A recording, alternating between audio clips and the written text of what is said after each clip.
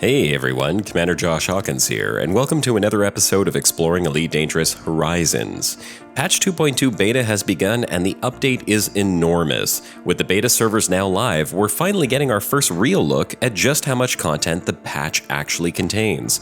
I'm going to try and get through as many details as I can in the next few minutes so that if you're not already in the beta, you can get a glimpse at what's to come when 2.2 The Guardians hits the live servers.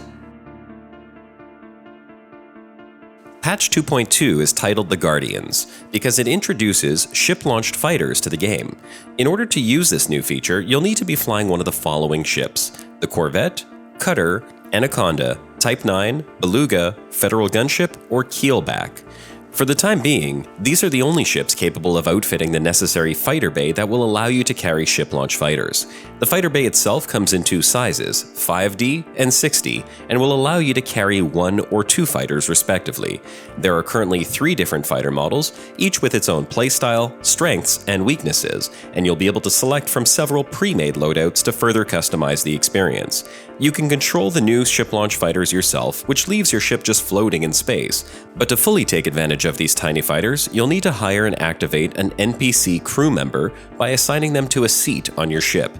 This can all be done in the new Crew Lounge option when you dock at a station, and although it appears there may be another 2 seats available at a later date, most likely for multi-crew, right now you can only have 1 active NPC crew member on board your ship at any time. Your new NPC crew member can now pilot one of your ship-launch fighters or take the helm while you zip around in one of your new disposable fighters, but they do expect to get paid and will take a cut of your profits. The more you use them, the more their pilot skill will increase, but it appears that how much profit they take is also tied to this skill level.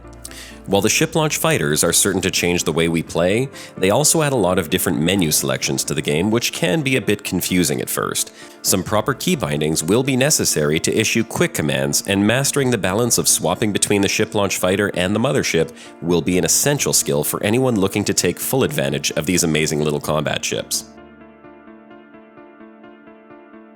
Another major feature being added to the game is passengers and passenger missions. This new form of gameplay will have you hauling NPCs to different parts of the galaxy for a variety of different activities. Passengers will require that your ship be equipped with passenger cabins, which come in economy, business, and first class, each of which can hold a limited number of passengers. After outfitting your ship with a passenger cabin, you'll next head over to the passenger lounge, where you'll find a variety of NPCs just waiting to be carted off to different parts of the galaxy. However, these are not your average run-of-the-mill delivery missions. Passengers will often have different personality traits that you'll need to take note of if you wish to complete your contract successfully. These may include traits such as does not react well to danger, where if you take hull damage, you'll dramatically reduce the satisfaction of your passenger. Other traits include time-sensitive, high-value target, neutral, demanding, laid-back, secretive, and many more, all of which will need to be taken into consideration to ensure that your passengers don't decide to leave your ship before you get to cash in. For anyone looking to take on these types of missions, you'll likely want to start saving up in order to buy the game's newest ship, the Beluga liner. This new ship was designed with passenger missions in mind and has a large number of optional internals dedicated to passenger cabins.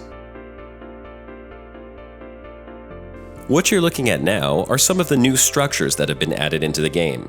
I wasn't able to get to them myself yet, so these few clips were taken from Obsidian Ant's YouTube channel, where he's made a very nice video showing off a number of the structures in great detail. I've linked his channel in the description so you can take a closer look at the full video.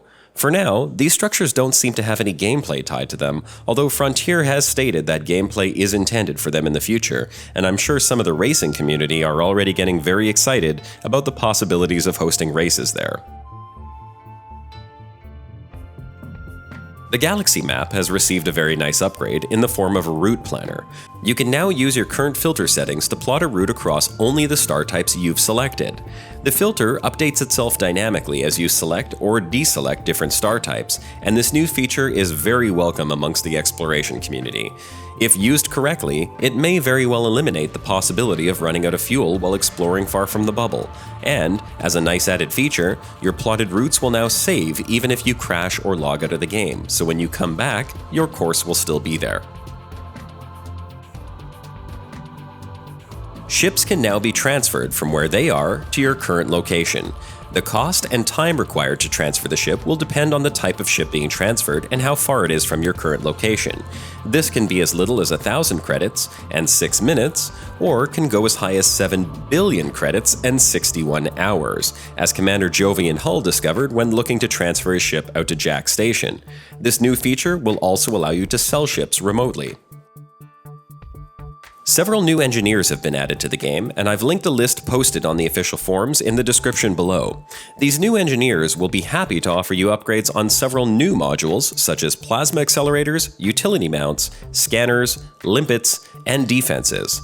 One of these engineers is located in the Shunrarda Desra system that beta backers have access to, but you can also unlock it with the elite ranking. NEUTRON and White Dwarf stars have both received a major visual upgrade as well as new gameplay mechanics. Aside from being absolutely stunning to look at, both of these star types can now supercharge your frameshift drive, allowing you to add extra distance to your next jump. In order to do this, you have to fly through the superheated plasma jets shooting out of these already deadly stars, but be careful, flying into these jets will toss your ship around and could possibly cause you to fall in close to the star, taking heat damage in the process.